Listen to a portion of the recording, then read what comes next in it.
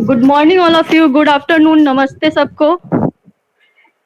आप लोग एक बार कंफर्म कर दे प्लीज कि आवाज जा रहा है और स्ट्रीमिंग सही हो रहा है। This is my first time when I am live on and streaming all that, so मुझे इसमें एक्सपीरियंस मैम नहीं है आवाज आ रही ज्यादा। है आपकी। Okay, thank you Richa. Welcome.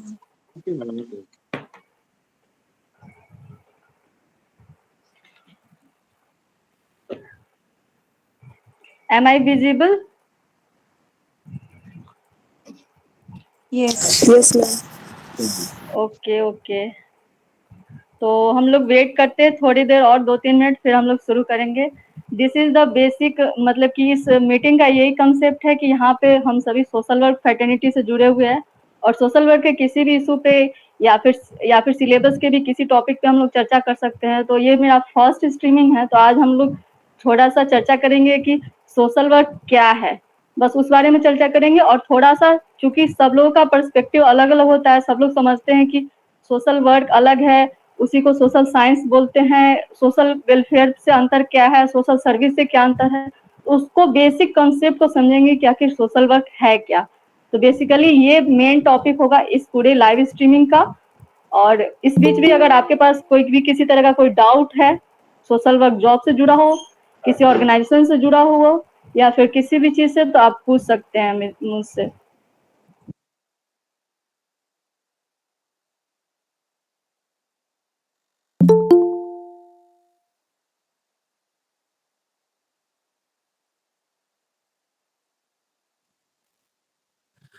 Hello ma'am, good या फिर आफ्टरनून गुड सभी को आफ्टरनून। नमस्कार। मैं संदीप सिंह बात कर रहा हूँ मैम, सोनीपत हरियाणा से बेसिकली। और गुड मॉर्निंग।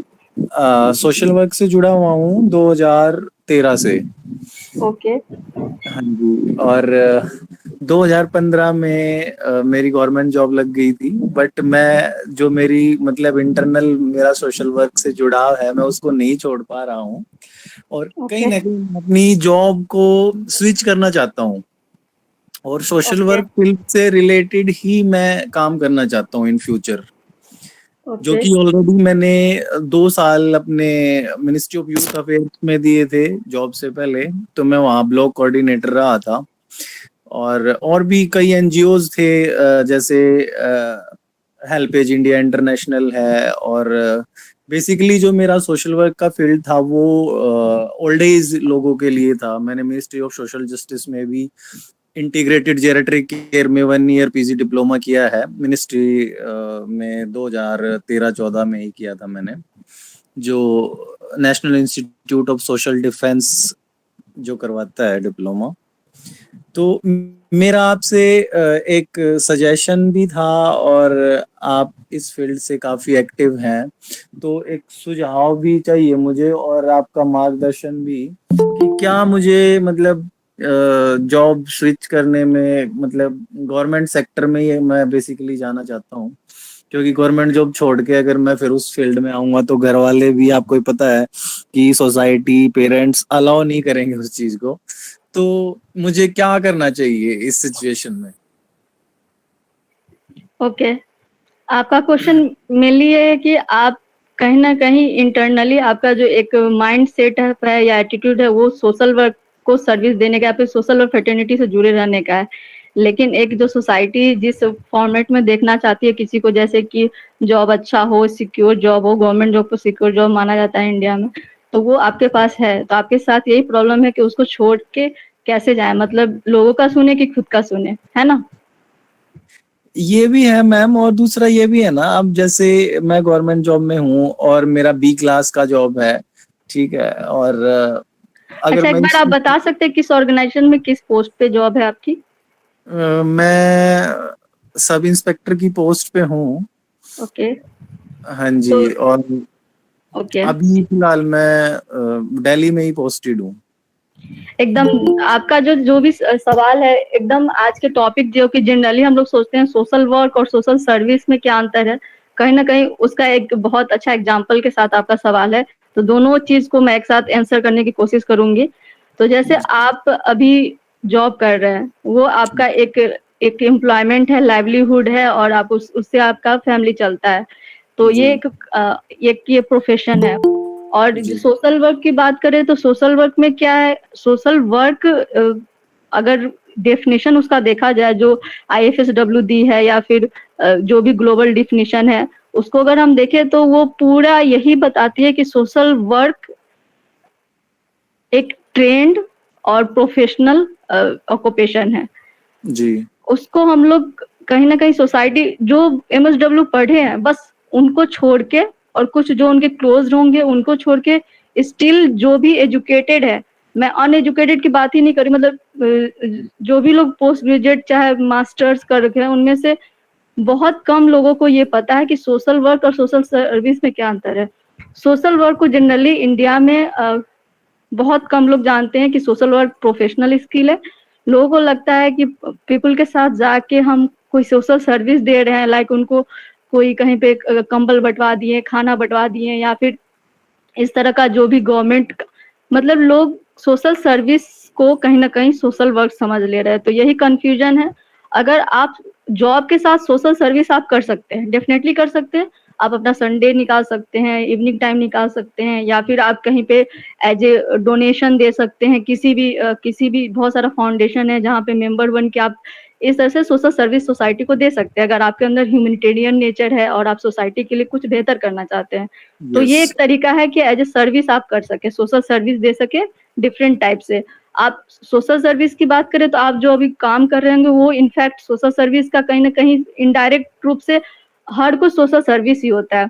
लेकिन डायरेक्ट सोशल सर्विस की बात करें तो है कि आप किसी ऑर्गेनाइजेशन के थ्रू कर सकते हैं, किसी वेलफेयर सोसाइटी के थ्रू कर सकते हैं, या फिर NGO के थ्रू कर सकते हैं, या सेल्फ इंडिविजुअल भी कर सकते हैं।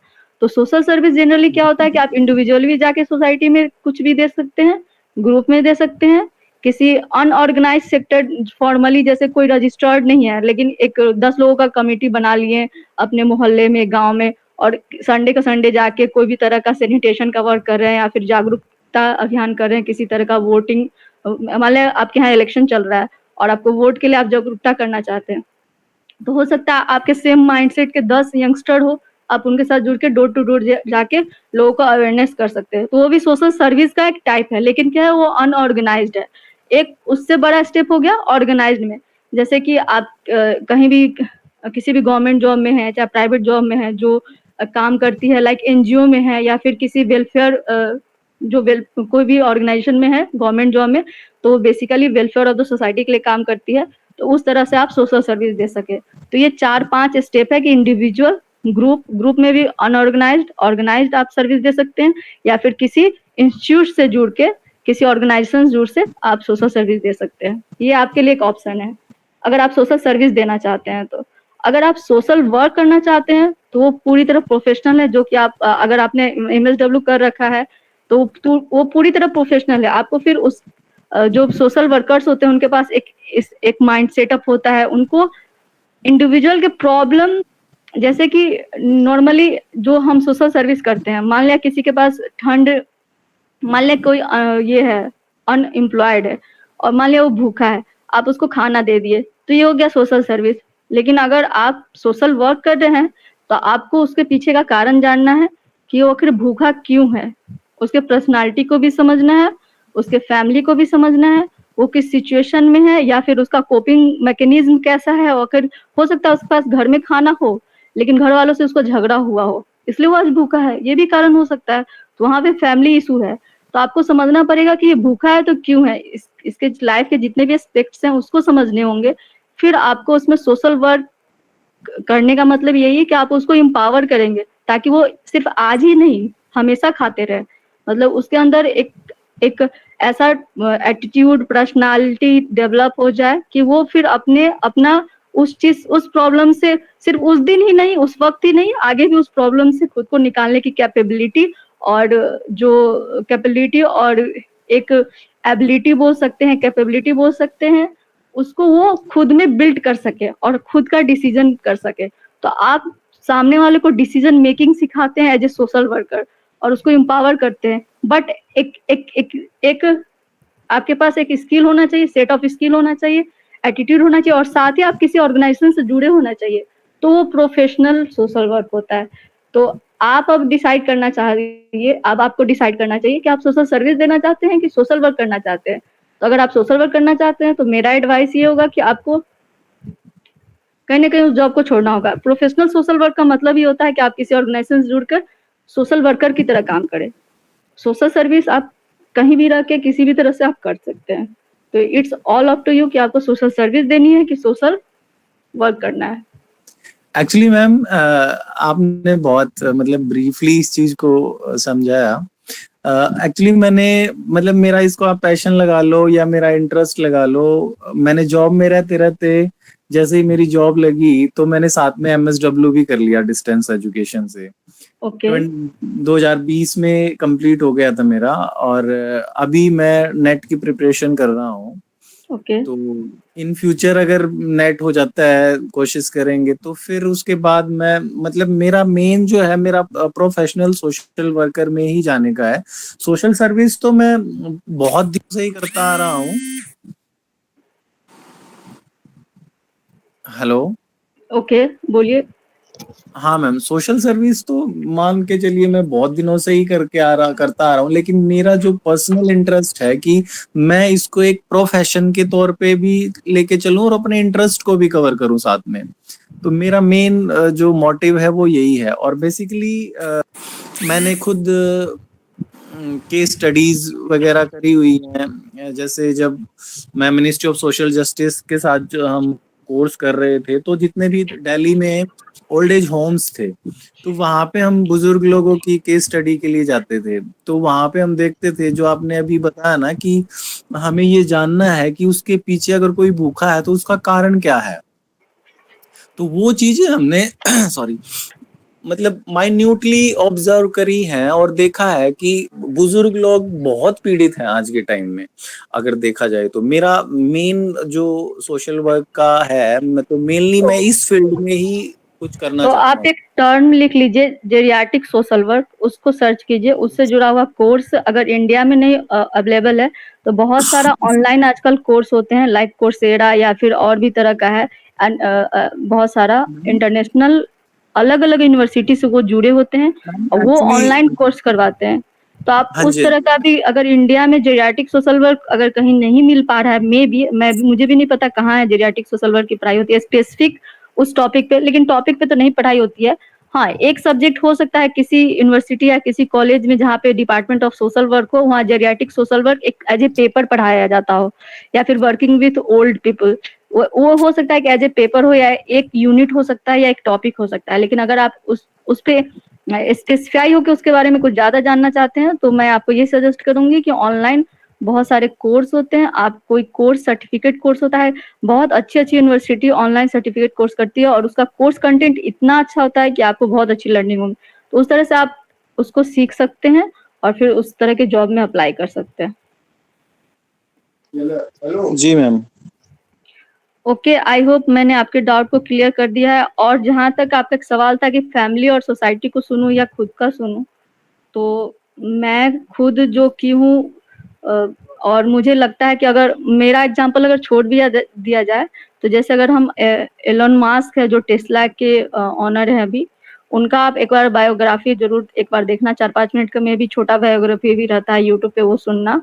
वो स्पेस साइंस में वो बिना किसी प्रोफेशनल स्किल्स के ही बुक पढ़ पढ़ के 3 रॉकेट लॉन्च किए और तीनों रॉकेट फेल हो गया। और चौथा रॉकेट भी वो बहुत रिस्क लेके चौथा रॉकेट वो क्या किए, अपना घर तक भी, मतलब उतने बड़े सीईओ के पोस्ट पे होने के बावजूद भी अपना घर तक बेच के या गिरवी, मुझे एग्जैक्ट नहीं याद है, मतलब अपना घर का भी पैसा उसमें लगा के वो चौथी बार रॉकेट लॉन्च किए थे। और चौथी बार वो उनका रॉकेट सक्सेसफुली लॉन्च हो गया था। फिर नासा ने उन्हें प्रोजेक्ट दे दिया। तो एलन मास्क का एक बार लाइफ स्टाइल पढ़ेंगे, वो उन्होंने खुद का सुना, सोसाइटी का नहीं सुना। तो वो आज सबसे नंबर 1 पूरे वर्ल्ड में, उनको रिस्क टेकर का रैंकिंग में सबसे नंबर 1 माना जाता है। तो अब जब बड़ा रिस्क लेते हो, तो अगर आपके अंदर हो काबिलियत और आपने ठान लिया है, तो फिर गवर्नमेंट जॉब आप फिर वो कर निकलोगे जिसके सामने गवर्नमेंट जॉब कुछ भी नहीं। तो यस आप मैम, ऑल द बेस्ट, बिल्कुल कुछ अच्छा आपने, कीजिए। हाँ जी मैम, थैंक यू। लेकिन मैम जैसा आपने बताया ना कि जेरेट्रिक केयर में हाँ। जेरेट्रिक केयर में ही मैंने पीजी डिप्लोमा किया है, इंटीग्रेटेड ओके जेरेट्रिक केयर में। ओके, मिनिस्ट्री कहाँ ऑफ से किया है? सोशल, ये ministry of social justice and empowerment की एक इंडिपेंडेंट यूनिट है, नेशनल हाँ इंस्टीट्यूट ऑफ सोशल डिफेंस। हाँ हाँ हाँ हाँ, NIST, हाँ हाँ। यस, तो वहीं से मैंने किया है, 1 ईयर का होता है ये। तो ये बेसिकली मैंने जेरेट्रिक केयर में ही किया हुआ है, इसके तो बाहर भी काफी आपने स्कोप इतना है। अच्छा कोर्स किया है, मुझे तो लग रहा है एक दिन आप भी एक मीटिंग ले और अपना एक्सपीरियंस बताए कि आपने क्या क्या सीखा है। मतलब काफी कुछ अच्छा सीखा होगा NIST से आपने। हाँ जी मैम, और वहीं पे रहते रहते हुए हमने काउंसलिंग का भी हमारी RML हॉस्पिटल में हमारी इंटर्नशिप हुई थी। फिर हम तमिलनाडु में हेल्पेज इंडिया जो इंटरनेशनल है उनका वहाँ पे एक प्रोजेक्ट है कडलूर डिस्ट्रिक्ट में। तो हम्म वहाँ पे भी जो सुनामी आ गई थी 2002 में, तो आसपास के गांव बिल्कुल तबाह हो गए थे। तो हम्म फ्रांस की किसी NGO के साथ मिलके हेल्पेज इंडिया इंटरनेशनल ने वहाँ पे हम्म पूरा ओल्ड एज विलेज बसाया हुआ है वहाँ पे कडलूर डिस्ट्रिक्ट में। खडलोर जो शायद मुझे लगता है चेन्नई के पास है, थोड़ा आगे है। यस यस यस, तो वहां पे हमारी इंटर्नशिप हुई थी। तो कहने का मतलब ये पांडिचेरी के है, पास इसी है। फील्ड में अब मैंने काफी काम किया हुआ है। और ऐसा नहीं है, मतलब प्राइवेट सेक्टर में मुझे ड्यूरिंग कोर्स ही मेरे को हेल्पेज इंडिया की तरफ से मतलब जॉब ऑफर भी आए थे, अच्छा पैकेज भी दे रहे थे। बट उसी दौरान मैंने गवर्नमेंट जॉब की प्रिपरेशन में करता था, तो साथ में मेरा सिलेक्शन हो गया था। तो फिर मुझे घर वालों के उसमें आके प्रेशर में और फिर सोसाइटी का भी मुझे जॉब ज्वाइन करनी पड़ी। ओके, कोई नहीं। चलिए संदीप जी, आपको बहुत बहुत थैंक यू अपना एक्सपीरियंस शेयर करने के लिए। और किसी के जी पास कोई डाउट अगर नहीं होगा तो फिर हम आप पे बैक आएंगे। और हाँ कोई कुछ सवाल पूछना चाहे तो पूछ सकते हैं। सोशल वर्क फैटर्निटी से कोई भी एक्सपीरियंस हो सकता है, सवाल हो सकता है, कोई भी थ्योरी मॉडल कुछ भी आप पूछ सकते हैं। Case work, social work, group work, कुछ भी। तो अगर किसी के पास कोई क्वेश्चन है या फिर कोई भी डाउट है तो आप मुझसे पूछ सकते हैं। और इस तरह का एक अगर हम मीटिंग टाइम टू टाइम करें तो सबको सबसे कुछ ना कुछ सीखने को जरूर मिलेगा। हेलो हाँ संजीव, बोलिए। मैडम जी, मैं MP छिंदवाड़ा जिले से बोल रहा था। बोलिए, इसके पहले नमस्ते। भी एक बार मीटिंग अटेंड कर चुका हूँ मैं, एक बार किए थे आपने। जी जी हेलो जी जी, बताइए। मैडम, ये UGC नेट की मैं अभी तैयारी कर रहा हूँ। मैंने भी MSW किया हूँ और इग्नू से PGDRD और DFE कोर्स होता है वो भी किया हूँ। हम्म, अभी मैं यहाँ पे MP में जन अभियान परिषद चलता है, ओके जिसमें MSW और BSW के कोर्स होते हैं, वहाँ मैं पढ़ाता भी हूँ मैडम। Okay okay. तो मेरे को कोई डाउट नहीं है, मैं एक जानकारी बताना चाहता हूँ। जैसे जो भी MP का होगा और जिसकी NGO चल रही होंगी, तो जन अभियान परिषद में उसका रजिस्ट्रेशन हो रहा है NGO का। ओके, तो जन अभियान परिषद के द्वारा हर NGO को 1-1 लाख रुपए के काम दिए जाएंगे, प्रोजेक्ट, और तो आपको ये काम सिर्फ करना है। MP के अंडर है कि ऑल ओवर इंडिया के लिए? नहीं नहीं, केवल MP के लिए मैडम। ओके MP में जन अभियान परिषद में आपको गवर्नमेंट का है जन अभियान परिषद। इसमें आपको NGO को रजिस्ट्रेशन करना है और उसके थ्रू आपको प्रोजेक्ट मिलेंगे काम करने के लिए। मतलब एक प्रकार का रोजगार मिलने वाला है सब लोगों को। ओके। तो तो अभी आपका ये इंफॉर्मेशन है कि कोई भी NGO जो MP में वर्क कर रही है वो हाँ जन हाँ, तो अभियान के साथ जुड़ के कुछ मॉनेटरी फंड ले सकती है वहां से और ले अपना सकते जो और भी अपना काम हो वो कर सकती है। काम कर सकते हैं। वो मैं जानकारी आपको दे रहा था मैडम। ओके ओके, और आपके आपको थ्रू ये जानकारी। पहले रजिस्ट्रेशन आपको इसमें करना जरूरी है मैडम। Okay okay. आप हाँ, कहाँ और पे अभी टीचिंग करवा रहे हैं? मैं यही मैडम छिंदवाड़ा जिले में। कहाँ पे? छिंदवाड़ा? हाँ छिंदवाड़ा, ये MP में आता है मैडम। MP का सबसे बड़ा जिला है छिंदवाड़ा जिला। तो वहाँ इस पे सेंटर आप में एज हाँ, असिस्टेंट प्रोफेसर हैं या guest faculty? Guest madam. Okay okay. हाँ हाँ। तो अभी तो हमारी दो महीने की छुट्टी है। तो जुलाई 17 से नया मतलब BSW first year, second year, final और MSW की क्लासेस चालू होंगी मेरा। Okay okay. लॉकडाउन के बाद अभी क्लासेस शुरू हुए हैं? हाँ, लॉकडाउन के बाद अब चालू होनी मैडम क्लासेस। ओके पहले तो ऑनलाइन थी, तो अब रेगुलर मतलब क्लासेस चालू होने वाली है 17 से 2022 से। Okay. Thank you Sanjeev. Sanjeev. हाँ ओके ठीक है मैडम। वही मैं आपको जानकारी बता दे रहा हूँ, जैसे किसी का भी नहीं, एनजीओ है नहीं, तो वो नहीं, जुड़ सकता है नहीं, कि नहीं, नहीं? आपका ये इन्फॉर्मेशन बहुत वैलिड है। और कोई हाँ अगर कोई भी पॉलिसी सर्विस है, और मतलब जनरली अगर हम देखें तो जितने भी जो भी सोशल सिक्योरिटी से जुड़ा हुआ जो भी पॉलिसी या प्रोग्राम है, हाँ उसके बारे में जो भी उसके बेनिफिशरीज होते हैं उनको वो नॉलेज नहीं हो पाता है। इस वजह से हाँ। वो उसको एसेस नहीं कर पाते, उसको एवेल नहीं कर पाते हैं, सिर्फ और सिर्फ नॉलेज नहीं होने की वजह से। तो ये आपके थ्रू क्योंकि वो मैडम, क्योंकि 1 लाख रुपए बहुत चीज होती है कि वो उसके ऊपर कोई भी काम कर सकता है, कोई भी एनजीओ, है कि नहीं मैडम? चलिए, सोशल और प्रोफेशनल अगर देखा जाए तो इसका जो ग्लोबल डिफिनीशन है वो सेकंड क्या पेपर की है। तैयारी करना है तो उसकी कुछ जानकारी बताओ ना मैडम। ओके, यूजीसी नेट के लिए भी बताती हूँ। पहले हम लोग global definition of social work देख लेते हैं, फिर आगे बढ़ते हैं। Okay, global definition of social work है वो 2014 यानी कि 2014 में आया था, और इसको 2 ऑर्गेनाइजेशन की मीटिंग हुई थी। एक IFSW जो कि है आपका international federation of social work, और दूसरा है IASSW जो कि international association of school of social work social workers है। इस दोनों का एक जनरल मीटिंग और एक जनरल असेंबली हुई थी, और 2014 में ही global definition of social work आया था, जिसमें ये कहा गया था कि social work is a practice based professional and academic discipline that promotes social change and development, social cohesion, and the empowerment and the liberation of the people. And इसका 4 और प्रिंसिपल था जिसपे ये काम करती है। इसका 4 प्रिंसिपल है जो कि जुड़ा हुआ है, जिसके आधार पे ये काम करती है। वो है, पहला है कि जो सोशल जस्टिस है, दूसरा है ह्यूमन राइट, और तीसरा है कलेक्टिव रिस्पॉन्सिबिलिटी, और फोर्थ है respect for the diversity. These are the 4 principles on which social or professional works, or any work. If you as a professional social work you do anything, उसका एक principal होना चाहिए जिसे वो होना चाहिए। जैसे कि सोशल जस्टिस होना चाहिए, आप कुछ भी कर रहे हैं तो उसमें किसी न किसी को सोशल जस्टिस मिलना चाहिए, और हर एक का इंडिविजुअल का ह्यूमन राइट्स का ख्याल रखना है आपको एज ए सोशल वर्कर। और इसको करने के लिए ऐसा नहीं कि आप अकेले कर सकते हैं, आपको उससे जुड़ा हुआ जितना भी कलेक्टिव रिस्पॉन्सिबिलिटी, हर एक का पार्टिसिपेशन, उसका डिसीजन मेकिंग, जिसको हम लोग डेमोक्रेटिक एटीट्यूड बोलते हैं, वो होना चाहिए। साथ ही रिस्पेक्ट फॉर डाइवर्सिटी होना चाहिए, जिससे क्या हो सके, सोशल इंक्लूजन हो सके। कोई भी अगर मार्जिनलाइज्ड है, डिप्राइव्ड है, या फिर जो मेन स्ट्रीम से हट गया है किसी कारण से, बस से, या फिर वो इकोनॉमिक हो सकता है, सोशल हो सकता है, या फिर फिजिकल डिसेबिलिटी भी हो सकती है। किसी तरह की डिसेबिलिटी की वजह से अगर वो मेन स्ट्रीम से में नहीं है तो उसको भी आपको मेन स्ट्रीम में लेके आना है, और रिस्पेक्ट फॉर डाइवर्सिटी रखना है हमेशा। ये 4 प्रिंसिपल है जिस पे सोशल वर्क को हमेशा काम करना होता है।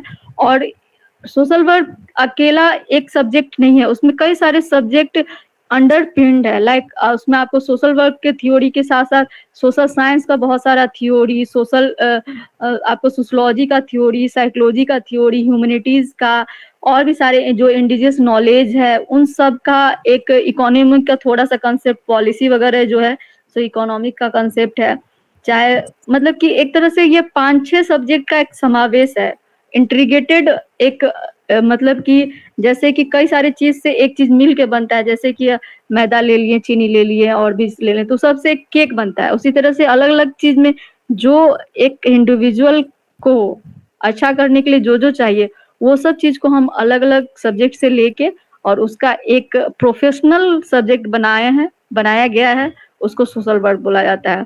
तो बेसिकली ये ग्लोबल डिफिनीशन है सोशल वर्क का, बट अलग अलग इंडिया में, चाहे अलग अलग नेशनल लेवल पे, चाहे रीजनल लेवल पे, वहाँ के सिचुएशन के हिसाब से, वहाँ के जो भी क्राइटेरिया है ज्योग्राफिकली या फिर जो डाइवर्सिटीज है, उसके आधार पे भी ग्लोबल डिफिनीशन में भी उसको एम्पलीफाई किया जा सकता है एट एनी नेशनल और रीजनल लैंग्वेज। तो एक बार मैं पूरे डेफिनेशन को बोल देती हूँ, फिर हम लोग आगे चर्चा करेंगे। Social work is a practice-based professional and academic discipline that promotes social change, development, social cohesion, and the empowerment and the liberation of the people. Principles of social justice, human rights, collective responsibility, and respect for diversity are the central to social work and underpinned by the theory of social work, social sciences, humanities, and the indigenous knowledge. Social work engages people and structure to address life challenges and enhance well-being. तो ये एक global definition है जो 2014 में IFSW W और IASW को के द्वारा दिया गया था एक जनरल मीटिंग में। तो ये बेसिक कंसेप्ट है सोशल वर्क का, जिसमें सब कुछ जुड़ा हुआ है। अगर इसके किसी टर्मिनोलॉजी में आपको कोई डाउट हो तो आप मुझसे पूछ सकते हैं, या फिर आपका कोई भी डाउट हो तो आप पूछ सकते हैं पहले। लेकिन अगर इससे जुड़ा डाउट हो तो आप वो पूछ ले सोशल वर्क के प्रोफेशनल से, आपको अगर कोई डाउट है या फिर डिफिनेशन से। तो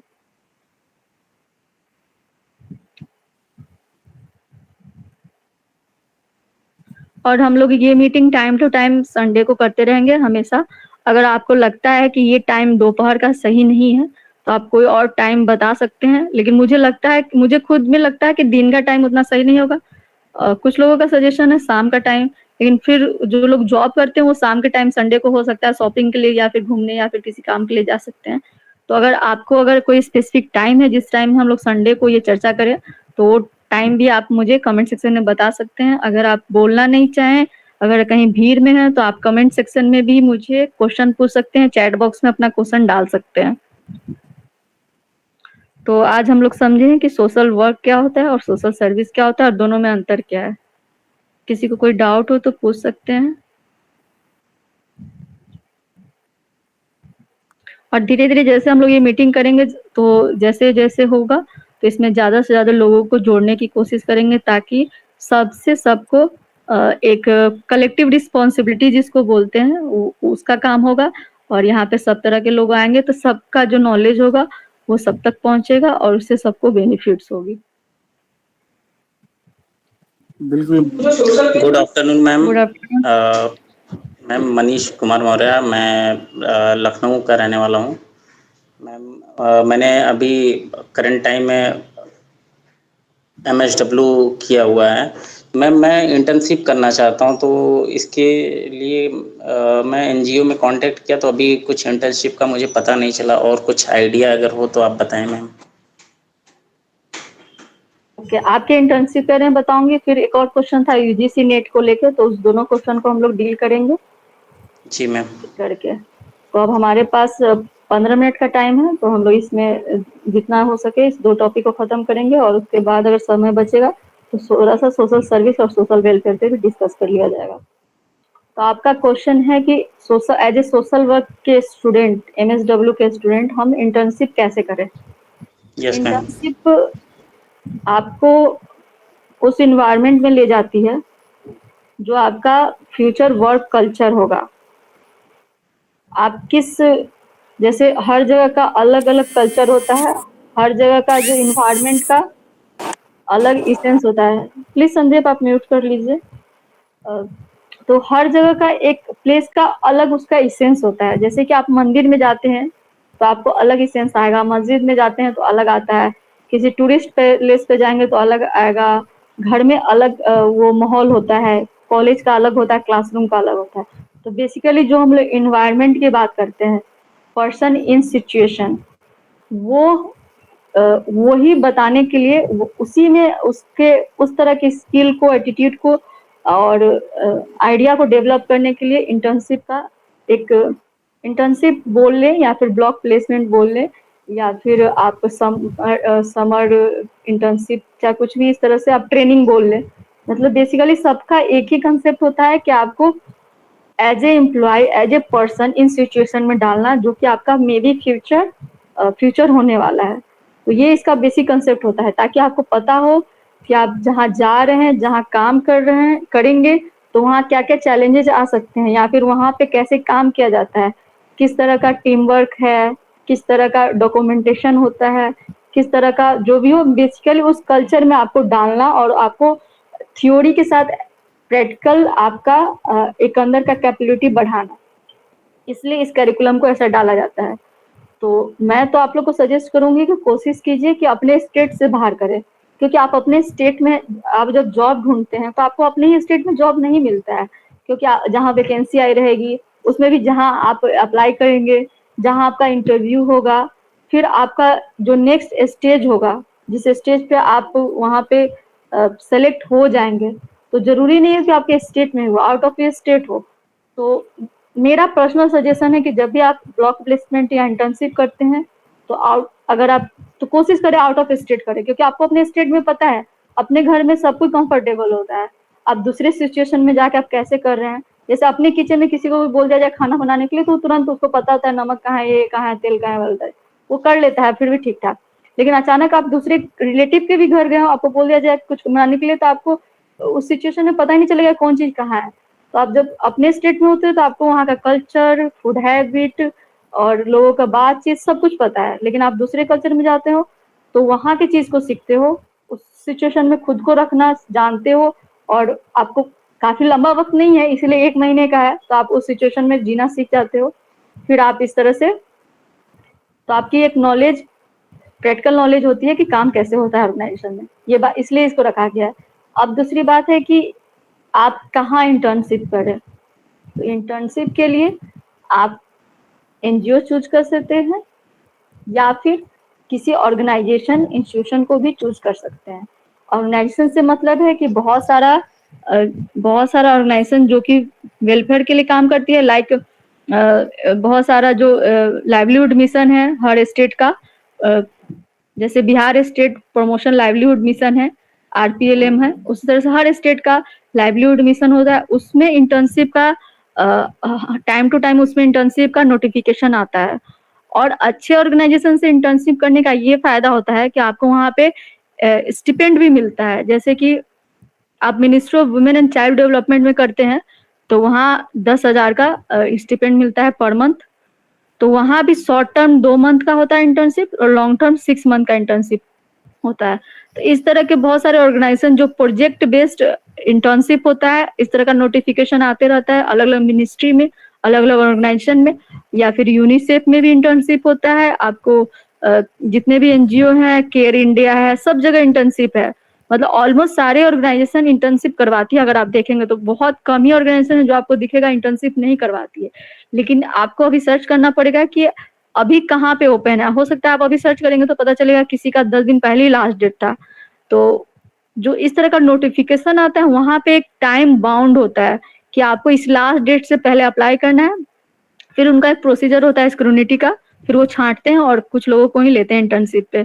तो वहां पे आपको काफी अच्छी लर्निंग होगी। तो मेरा पहला सजेशन यही है कि कोशिश कीजिए कि ऐसे ऑर्गेनाइजेशन में अप्लाई करें जहाँ पेड इंटर्नशिप मिलता हो।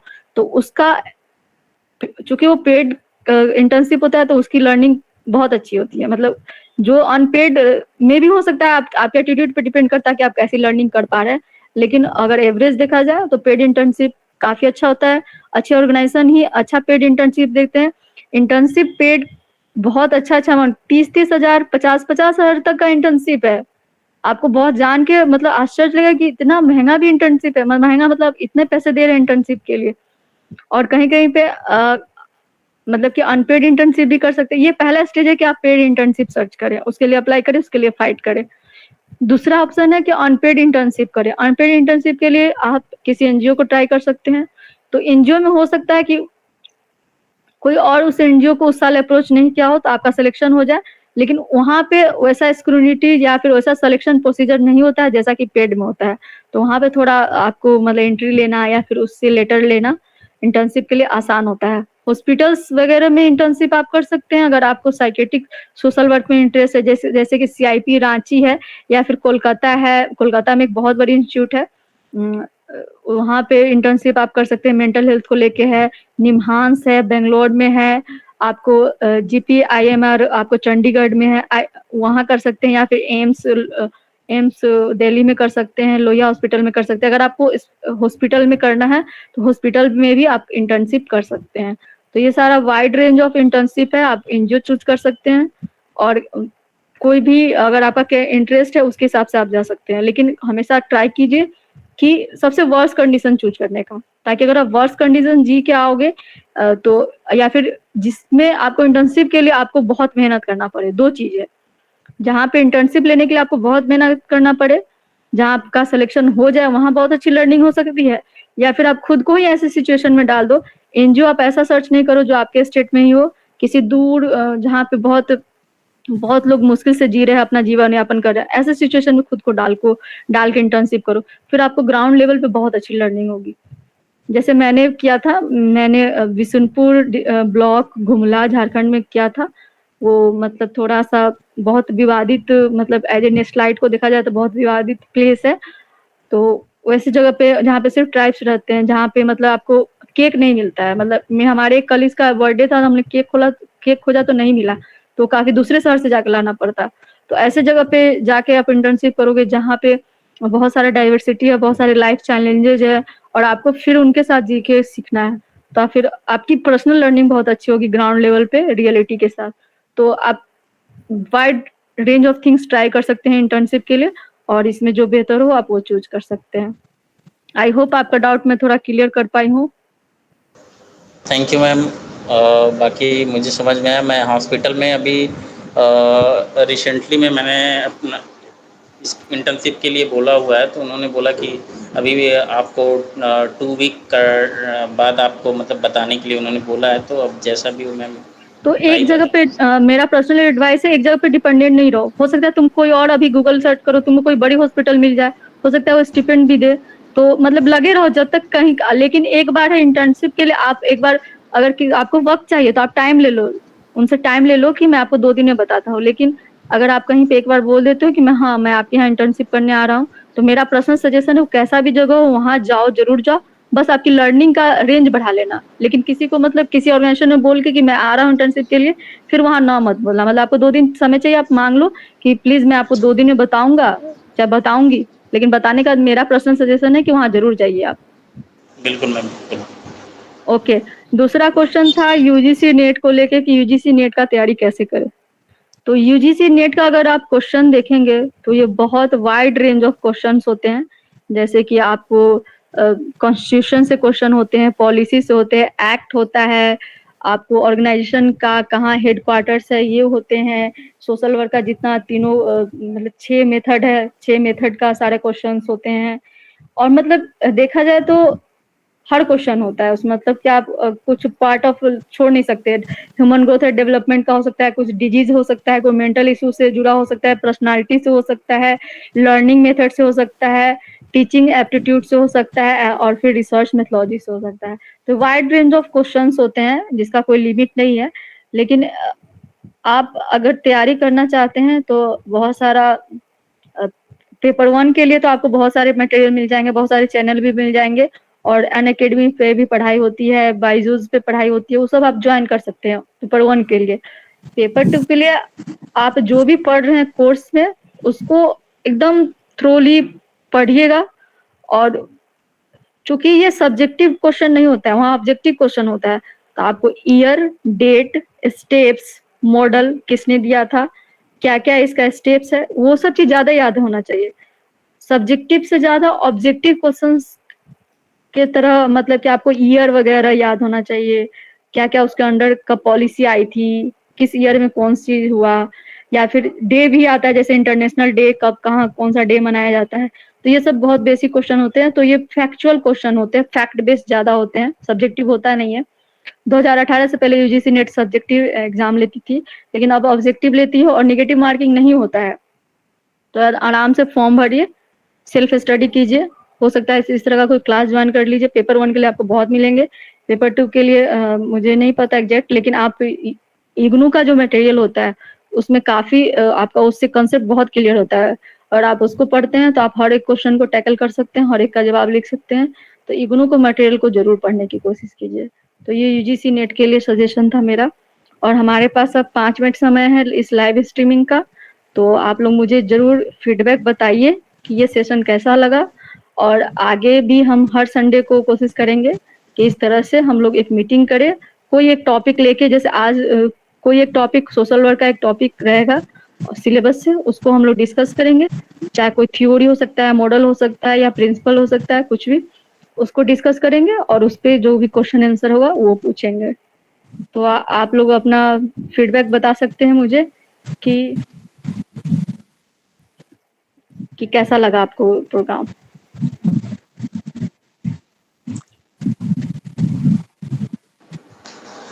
यस मैम, अभी तक ऐसा कोई भी MSW सोशल वर्क के ऊपर अभी तक कोई भी चैनल नहीं था जिससे हम लोग को हेल्पफुल मिले। आपकी वजह से हम लोगों सभी लोगों को हेल्प मिल रहा है, और जो भी डाउट्स हैं वो भी क्लियर हो रहे हैं। तो मैम मैं चाहूँगा कि ऐसे ही कंटिन्यू किया जाए, और भी हमारे जो सहपाठी क्लासमेट्स हैं उन लोगों को भी मैं सजेस्ट करूँगा कि चैनल को ज्वाइन करें मैम।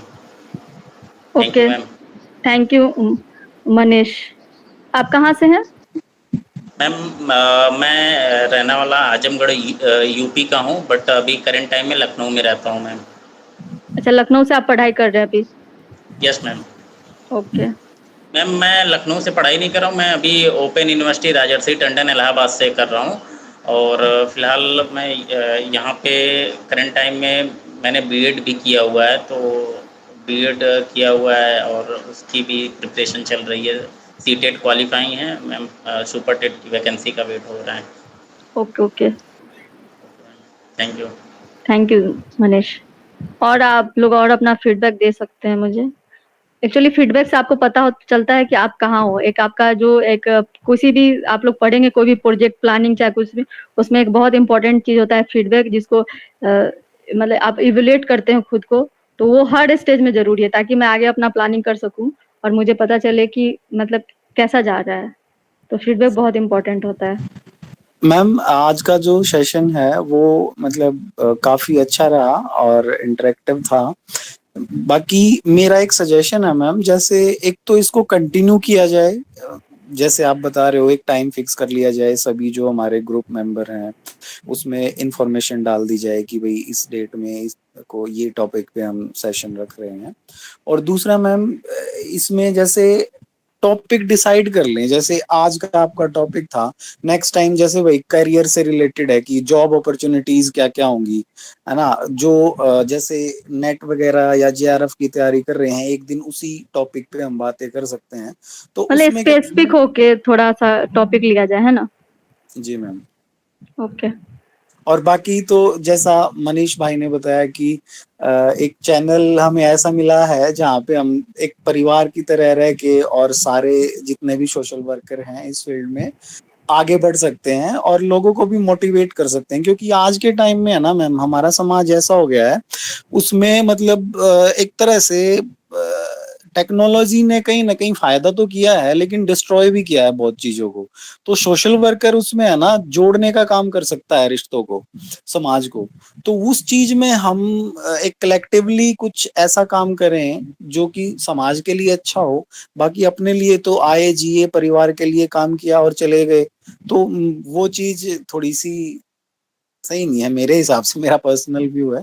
नहीं तो नहीं, आप बिल्कुल एकदम सही बोल रहे हैं। और जैसे कि हम लोग जिस चीज के लिए काम करते हैं कि ह्यूमन टच होना चाहिए और लोग का साइकोलॉजिकली मतलब आदमी डिप्रेशन में नहीं जाए और एक ह्यूमन टच होना चाहिए। और हमारे खुद के फर्टिलिटी में ह्यूमन टच अगर नहीं हो तो फिर हम वो चीज दूसरे को इम्पार्ट कैसे कर सकते हैं? मतलब जो चीज खुद में पहले लाना होगा वही हम दूसरे में फिर डाल सकते हैं। तो इसलिए ये इनिशिएटिव है मेरा। और मुझे लगता है कि आप लोग के बात से ऐसा लग रहा है और मुझे मतलब एक अलग से मतलब एनर्जी मिल रहा है कि इस चीज को हम आगे ले जा सकते हैं और शायद कुछ बहुत अच्छा कर जाए, मतलब सब कोई मिलके बहुत अच्छा कर जाए। मतलब मुझे बस बहुत अच्छा ही दिख रहा है। तो सबको ऑल द बेस्ट। और इस तरह का हम लोग मीटिंग करेंगे और टॉपिक पहले से डिसाइड कर दूंगी मैं। और आप लोग को, अगर आप लोग टेलीग्राम चैनल से नहीं जुड़े हैं तो वहाँ जुड़ सकते हैं, क्योंकि वहाँ पे मैं मैसेज डालती हूँ तो वहाँ मैसेज डालना आसान होता है। यूट्यूब नहीं में मैम, पता नहीं होता है कि कितने जुड़ा लोग हुआ तक हूँ रीच हुआ। मैं टेलीग्राम चैनल से जुड़ा हुआ हूँ।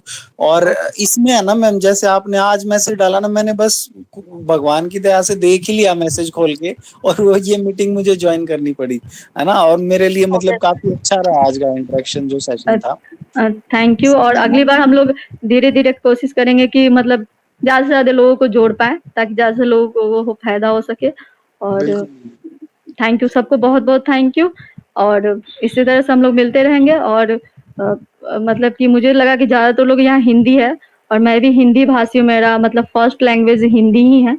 तो जी। मतलब मैं कंफर्टेबल फील तो करती हूँ, लेकिन हम लोग कोशिश करेंगे थोड़ा मैम इंग्लिश हिंदी सबको लेके चले, ताकि मैम एक मतलब कि साउथ इंडियन भी अगर हमसे जुड़ना चाहे तो उनको ये नहीं लगे कि मतलब एकदम से कुछ अलग हो रहा है। तो थोड़ा सा वो भी कोशिश करेंगे कि थोड़ा थोड़ा हिंदी इंग्लिश दोनों लेके चले, है ना?